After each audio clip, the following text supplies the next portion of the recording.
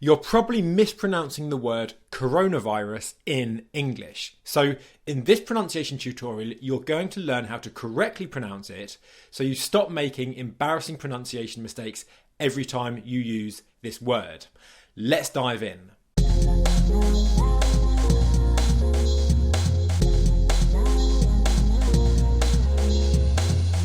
So, the word coronavirus. Not only are you going to learn how to pronounce it correctly, but this word actually gives us the opportunity to overcome one of the main pronunciation mistakes in English that leaves you feeling self-conscious and embarrassed when you speak, because one of the main pronunciation mistakes that people make is with a sound that appears several times in this word. So you're going to learn the correct pronunciation of the word.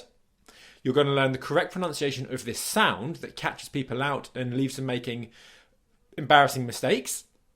And I'm also going to give you a really exciting offer at the end of this video. I've got a pronunciation challenge for the next 30 days. And if you're the kind of person that's been told to work from home, and as a result, you're not going to be speaking to your colleagues so much over the next 30 days, then if you get started with this challenge and actually implement this advice over the next 30 days, by the time that you go back into work, whether that's in 30 days or longer, you're going to be blown away with how much your pronunciation has improved and the increase in confidence that you're feeling when you're speaking English in the workplace. So let's dive in, and I'll talk about that at the end of the video. So, the word coronavirus, okay?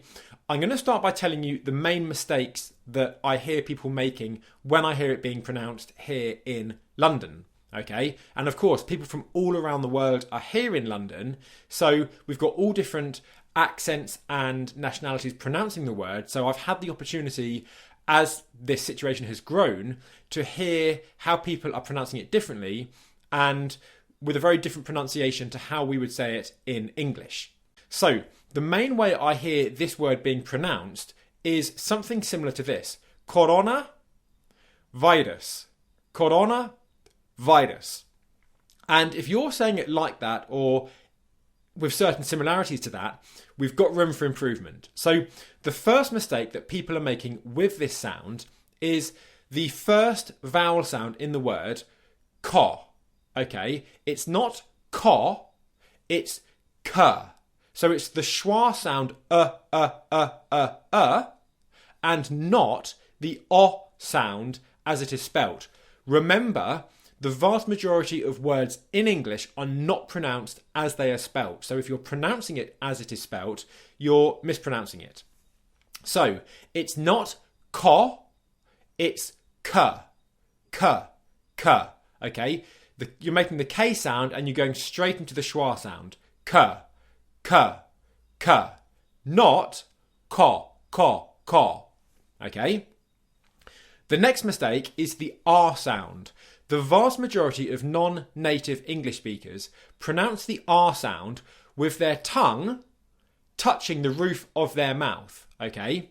In English, the R sound does not touch the roof of your mouth. And this is one of the main mistakes that will make you sound foreign in English, okay? And there's nothing wrong with that, but if you feel like you're feeling self-conscious or lacking in confidence or being treated differently because you're sounding foreign, okay, getting this sound correct is one of the main ways that you can immediately boost your confidence and feel better and more confident in English.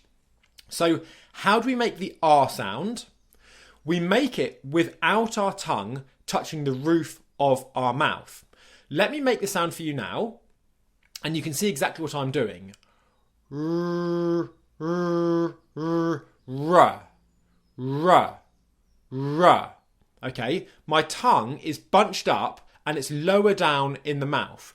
R, r, r. If I open my mouth with my tongue in the position and come closer to the camera, you can see what I mean. Ra, ra, ra. The key for success here is that my tongue is not touching the roof of my mouth, okay?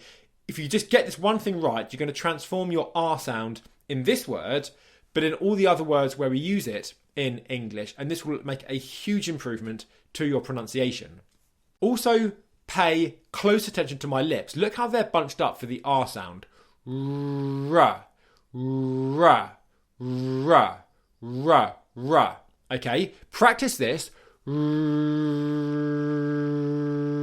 making the sound. I'm feeling a slight vibration between my bottom lip and the bottom of my top teeth. Okay, and then ra, ra, ra, ra. My tongue is staying down, okay? So, where have we got to so far? Kra, kra, kra. The next mistake is, again, a second O sound. It's not pronounced kora, kora, or anything like that. Instead, it's pronounced O. That next O spelling is pronounced O, as in, oh no. Oh, what a surprise. It's a diphthong. O, O, O. Make sure with this sound you're starting low enough in the mouth and coming up high enough. O, O, O. Okay? I'll put this syllable together. So the R sound plus the O sound. Row, row, row. If you go to the gym and you like to sit on the rowing machine, you're rowing, okay? Rowing. So, where have we got to with the word? Crow, crow, crow, crow. Okay? The next syllable is nice and simple, n, n, n. So we've got the N sound, and then we're going straight into the schwa sound again. N, n, n. Corona, corona, corona. Okay? That's the first part of this word. And you'll often hear it being pronounced corona. Okay? Sometimes people won't say coronavirus, they'll just say corona. Okay? So that there is the first part correct. Next is nice and simple. It's the word virus. Okay? Virus. Virus. Now, the main mistake that I hear people making in this part of the word is the R sound again. So I often hear it being pronounced virus or virus or something like that. Various different pronunciations of the vowel sounds, but the main mistake is the R sound. Again, R sound in English, the tongue does not touch the roof of your mouth. So let's look at the first syllable, then we'll look at the second syllable. Vi, it's the I diphthong, and I've got a great tutorial explaining the I sound in detail. I'll link it at the top of this video. And it's really important to get the I diphthong right, because if I'm saying I in English, as in me, or I'm, which is a really, really high frequency word to use in English, if I'm describing myself, I'm, it's vital to get this word right, okay? And this sound right. So I. Not only is I, as in me, I am Michael, but also this word here is my I, okay? So practice getting that sound, that diphthong right on its own, because again, that will make a huge difference to your overall total pronunciation in English. Back to the word, vi, vi, vi. So V sound, then I. The V sound I often hear being mispronounced in English. It's because people often struggle to vibrate their bottom lip against their top teeth. So if you're having this difficulty, all you need to do is practice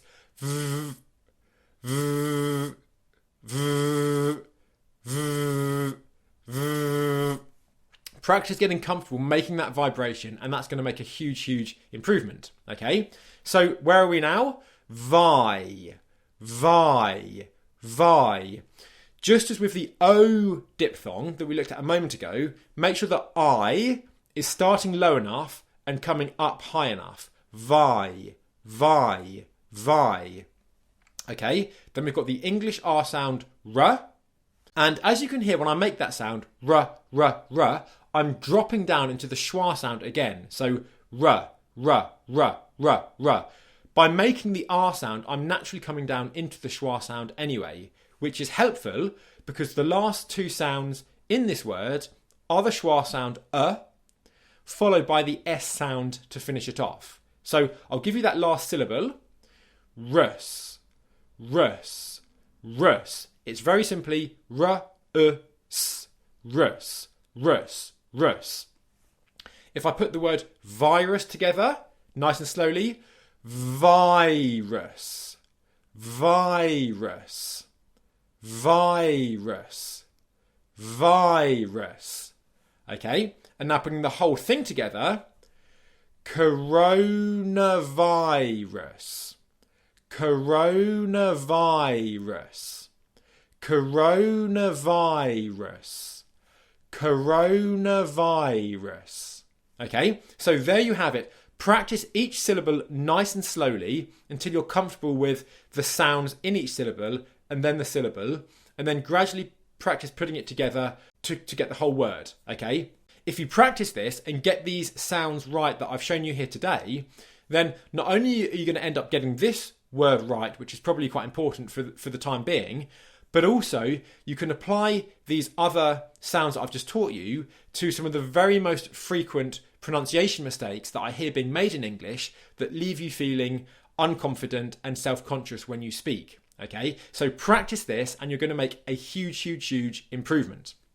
Now, as I said, if you've been sent home and you're working from home, there's no better opportunity to get started on your pronunciation and make a transformational difference in the next 30 days. Because by the time that you go back to work, if you're feeling like your colleagues don't respect you, or you're feeling like you'd rather not speak because you're embarrassed about making mistakes, you can remove a huge proportion of your pronunciation mistakes in the next 30 days by following my 30-day mistake remover challenge, so that by the next time that you go back into work, you're going to be feeling way more confident in your English speaking and people are going to be complimenting you on your English pronunciation.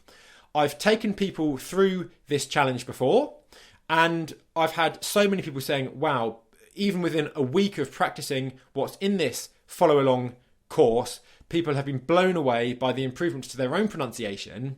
And what's even nicer is that colleagues of people that have gone through the challenge have then been complimenting my students on their pronunciation and how they've suddenly started sounding a lot more clearer in English, which is exactly what we want. So if you want to feel more respected in English, speak with more confidence, then what I've done is I've linked to the challenge right below this video.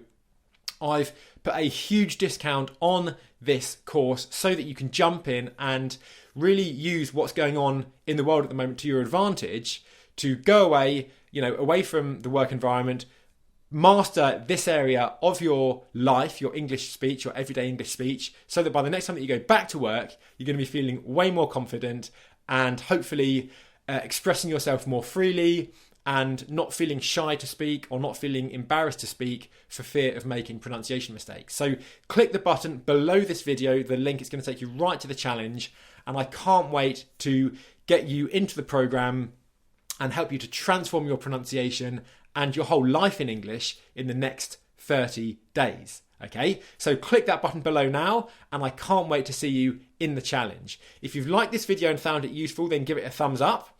Subscribe for regular pronunciation tutorials that come out like this to help you remove your pronunciation mistakes and get you feeling confident in English so that you perform at your best. And click the link below now, and I cannot wait to see you in the challenge. My name is Michael Roberts, I'm your English success coach, and I'll see you in the challenge. See you soon.